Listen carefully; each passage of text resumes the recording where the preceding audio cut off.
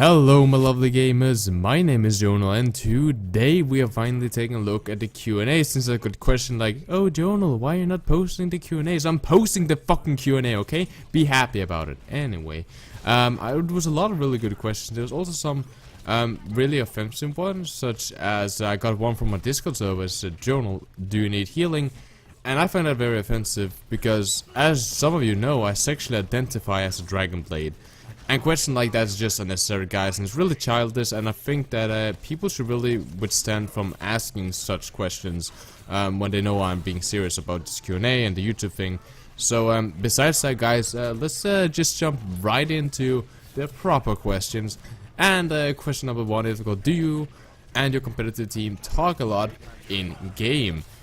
If so, what is it about strategy-wise? Well, of course, our team talks a lot about in-game is our strategies, our tactics, and our team composition, but a lot of it is already planned pre-match, right? You cannot go into the spawn room and then be like, oh, by the way, this is the strategy. We have a list with team composition and strategies that we run on different maps. Of course, we know different team composition also works on different maps, and if you have run a team composition like 20 times on 3 different maps, you can run it on the 4th map as well.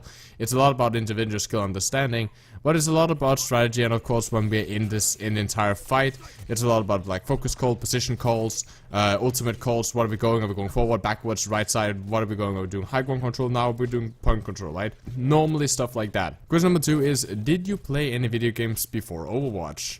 And if so, if there was any competitive ones. Now I'm one of the few in my team that didn't play competitively before Overwatch. I did play a little bit of Rainbow Six Siege with like a 5-man team, but that was mostly just for fun.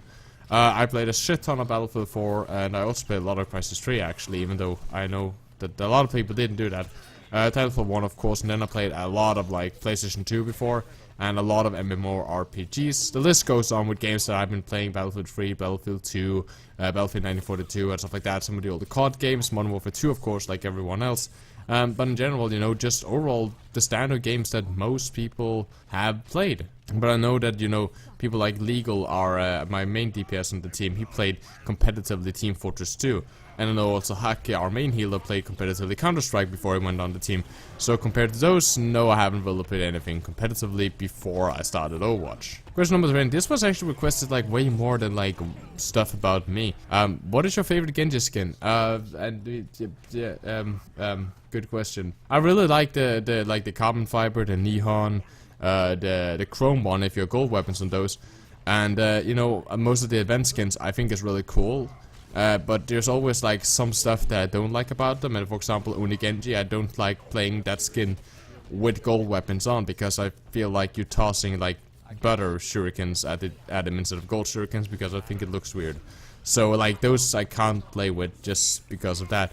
But besides that, you know, it's usually like the, you know, chrome and those, and some of the event skin looks really cool. And the black one skin for Genji I really like actually. So but it's usually those, the three like rare or whatever epic they're called, that I really like. Question number 4, this is want to play Genji, but my team constantly telling me to switch off as they do not believe I can do well.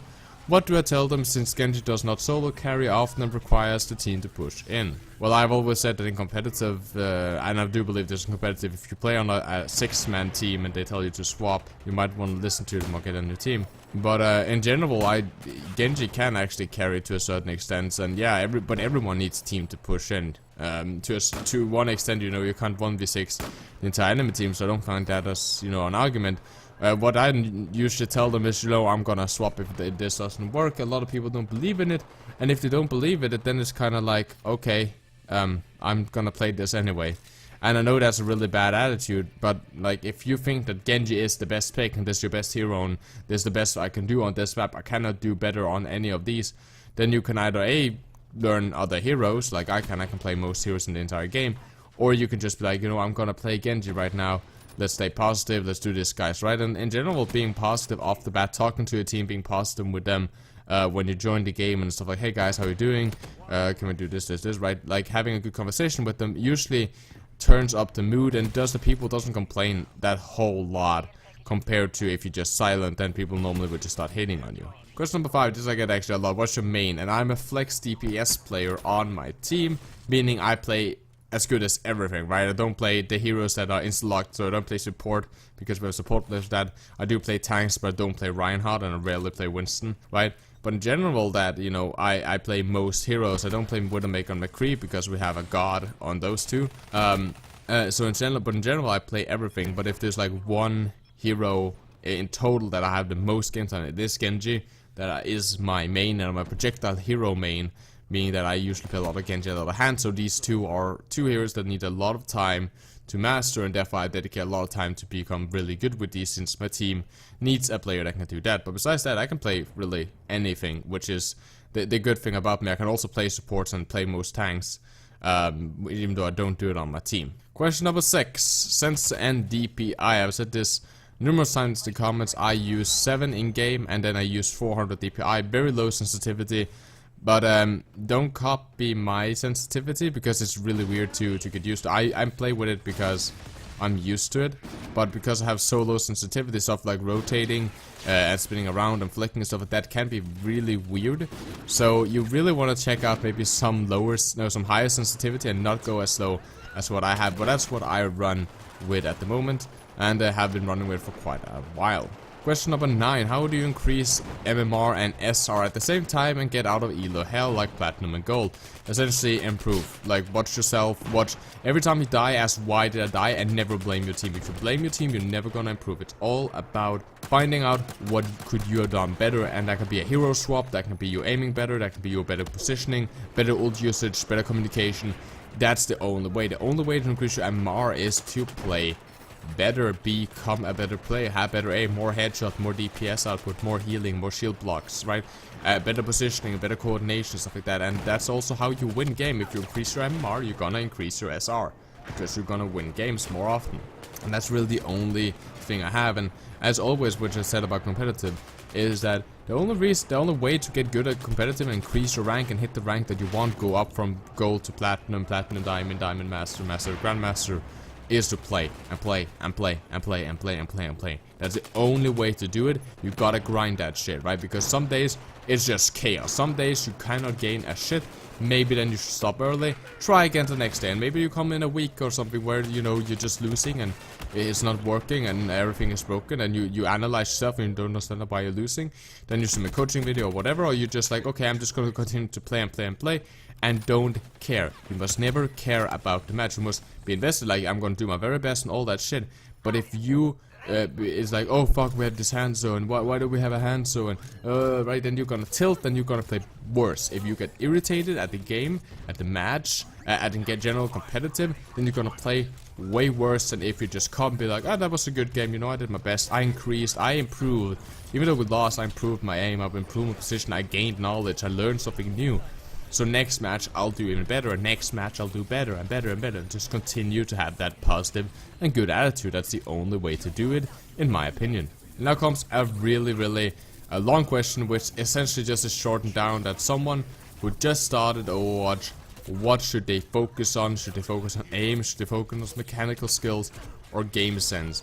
And what I do believe is that if it's something like that, then it really depends on what you need to increase. So for example, if you have really good aim but you don't know the mechanics of every hero, then maybe you should learn the mechanics of every hero.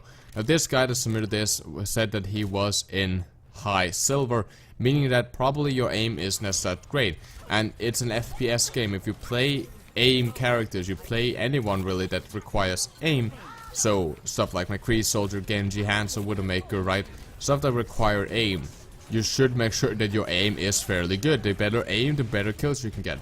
After that, I would say, you know, mechanical skills, so that you can follow up on your aim, right? If you're Genji, you land 3 headshots. If you can't aim with dash for some reason, then maybe you should learn how to aim with dash so you can kill secure shit, right? After that, it's, you know, it's actually positioning and game sense. That's like one in the all, and I think that you shouldn't really focus too much on game sense, because that's something that you get. You get game sense the more you play. You learn the maps, you learn the sounds, right? Of course, not listening to insane high music helps that, and essentially it's really all about, I always say that aim is what people should always focus on. If they have bad aim, Because it doesn't matter how good game sense you have, it doesn't matter how good you can land those swift strikes or land your vision arrows or grappling hook jump shots and shit. Like, if you can't hit your goddamn target, you need to be able to land the damage, and then you can start thinking about the mechanical skills. I always think that aim is top priority, followed by mechanical and positioning, and of course ult management and stuff like that that goes into mechanical and stuff. Besides that, guys, I hope that you enjoyed. This is more a Q&A to celebrate the fact that we had 100,000 views in total, almost 2k subscribers. We're going there. There's been a lot of support for the community and a lot of support on the Discord channel. I want to give a shout out to Nickel for supporting the channel. I want to give a shout out to the moderators and the helpers on our Discord channel for helping out and making this possible, making the community strong. I really recommend you guys joining that community, start chatting and talking. There's a lot of discussion, there's a lot of memeing, there's a lot of fun in there. I jump in now and then whenever I have time. And it's in general a good community. I want to say thank you to my team for making also this possible, and of course being supportive. If there's always a question that I'm wondering about, or if I need someone's opinion, I know I can always go to my team. I can always go to, for example, Legal and be like, hey, I'm making this soldier aim guide, but you are like a much better soldier. What do you think? And then he's like, yeah, I think that looks good. Maybe you should add this and talk more about this. And that's always nice to have people like that. And of course, they are also talking. My team is also talking in the Discord community and helping out players whenever they can. Besides that, guys, I want to say thank you all. My name is Jonal, and as always, guys, keep the enemy in your crosshair.